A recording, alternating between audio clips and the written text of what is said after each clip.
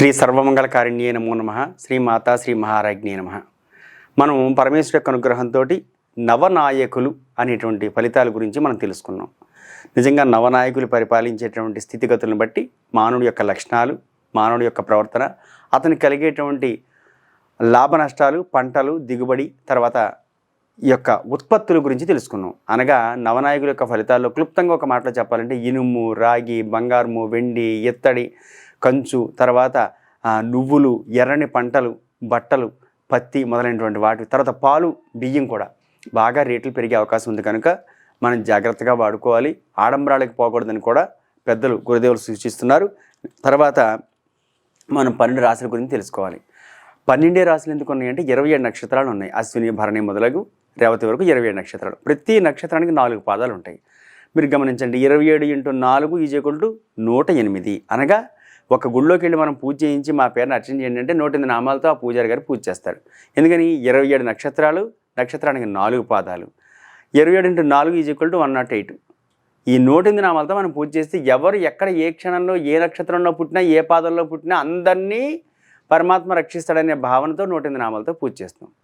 మరి విష్ణుమూర్తికి సహస్రనామాలు ఉంటాయి, వినాయకుడికి సహస్రనామాలు ఉన్నాయి, సుబ్రహ్మణ్య స్వామికి ఉన్నాయి, లలితాదేవికి ఉన్నాయి, అయ్యప్ప స్వామి వారికి ఉన్నాయి. మరి సహస్రనామాలు ఎందుకు అంటే పురుష సూక్తం చెప్తుంది, సహస్ర శీర్ష పురుష సహస్రాక్ష సహస్రపాత్. అయ్యా తండ్రి 1000 తలలతోటి, ఇటు 1000 కన్నులు, ఇటు 1000 కన్నులతోటి, 1000 చేతులు ఇటువైపు, 1000 చేతులు ఇటువైపులతోటి అనంతమైన మూర్తి నువ్వు పరమేశ్వర అని చెప్పుకుంటున్నావు. కనుక సహస్రనామాలతో పరమేశ్వరుని అర్చిస్తే, అమ్మవారిని లలిత సహస్రనామాలతో అర్చిస్తే, ఇలా అర్చన చేసేటప్పుడు ఇలా చేయాలి, ఇలాగా ఆశీర్వచనం చేసేటప్పుడు ఇలాగా, అర్పణం చేసేటప్పుడు ఇలాగా, తర్పణం చేసేటప్పుడు ఇలా చేయాలి. అలా చేస్తున్నప్పుడు ఏమవుతుంది, అలా చేయగా మనిషిలో ఉన్నటువంటి క్రోధం కానీ, ఆవేశం కానీ, ఒక రకమైన అసమంజసమైనటువంటి ఉద్రిక్తత, ఇందాక మనం చేసుకున్నాం ఏంటది, అగ్రెసివ్గా మాట్లాడటం, ఆ కోపోద్రేకాలకు దూరంగా ఉండి మనిషి శాంతంగా ఉండాలని ఒక ప్రయత్నం మాత్రమే ఈ పూజలు, అర్చనలు, సహస్రనామాలు చేసుకోవడం.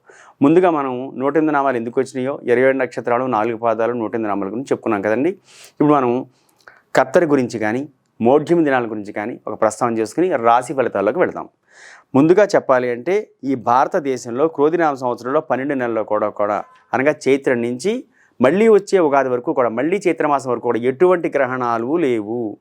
భారతదేశంలో ఈ 2024 ఉగాది నుంచి వచ్చే 2025 ఉగాదిలోపు 12 నెలల్లో ఎటువంటి గ్రహణాలు లేవు. తర్వాత ముహూర్తములు, మౌఢ్యం దినాలు 5వ తారీఖు మే నెల 2024 నుంచి 1వ తారీఖు జూన్ నెల 2024 వరకు కూడా గురుమూఢమి. అలాగే 1వ తారీఖు మే నెల 2024 నుంచి 7వ తారీఖు 2024 వరకు శుక్రమూఢమి. తర్వాత మార్చి నెలలో 18వ తారీఖు మార్చి నెల 2025 నుంచి 28/3/2025 వరకు కూడా శుక్రమూఢమి. కనుక ఈ రోజుల్లో ముహూర్తాలు ఉండవు. అలాగే కర్తరి నిర్ణయం అంటారు. కర్తరి అంటే డొల్లు కర్తరి, నిజ కర్తరి అని అంటారు.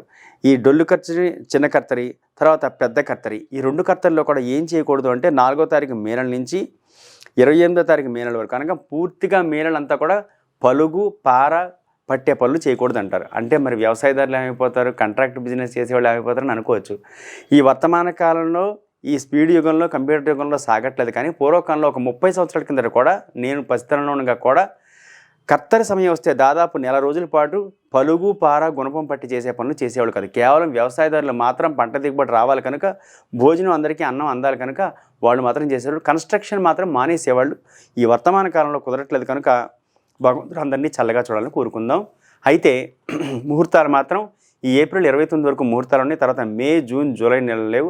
ఆగస్టులో కొద్దిగా ఉన్నాయి. తర్వాత సెప్టెంబర్, అక్టోబర్ లేవు. మళ్ళీ అక్టోబర్ నుంచి ముహూర్తాలు ఉన్నాయి. కనుక ఇటు మే 1వ తారీఖు నుంచి అనగా ఏప్రిల్ 28 నుంచి సెప్టెంబర్ నెలాఖరులోపు సరైన ముహూర్తాలు లేవు. కనుక ఈ మే, జూన్, జూలై, ఆగస్టు, సెప్టెంబర్ 5 నెలల్లో కూడా ఎటువంటి ముహూర్తాలు ఉండవు. మధ్యలో ఆగస్టులో కొన్ని శ్రావణ మాసాలు ఉన్నాయి.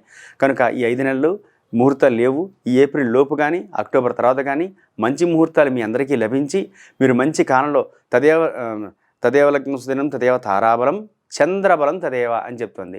కనుక తారాబలం, చంద్రబలంతో కూడుకున్నటువంటి మంచి ముహూర్తాలు మీ అందరికీ కూడా భగవంతుడు పురోహితుల రూపంలో అందజేయాలని, తదేవ చంద్రబలం తదేవ విద్యాబలం దైవబలం తదేవ లక్ష్మీపతే తీంగ్రంగ స్మరామి. విద్యాబలం దైవబలం తదేవ లక్ష్మీపతే తీంగ్రంగ స్మరామి. మీకు విద్యాబలం కావాలని, దైవబలం కావాలని, లక్ష్మీపతి, ఉమాపతి అనగా శివపార్వతులు, లక్ష్మీనారాయణ కూడా మిమ్మల్ని అనుగ్రహించాలని కోరుకుంటూ ఈ 12 నెలల్లో 4-5 నెలలు, దాదాపు 5 నెలల పాటు ముహూర్తాలు లేవు కనుక ముహూర్తాలకు ముందు, తర్వాత ముహూర్తాలకు వెనకాల తగిన సమయంలో మంచి ముహూర్తాలు మీకు దొరకాలని నేను మనవి చేస్తాను. కనుక ఏప్రిల్ నెలాఖరులోపు కార్యక్రమాలు ముగించుకోండి.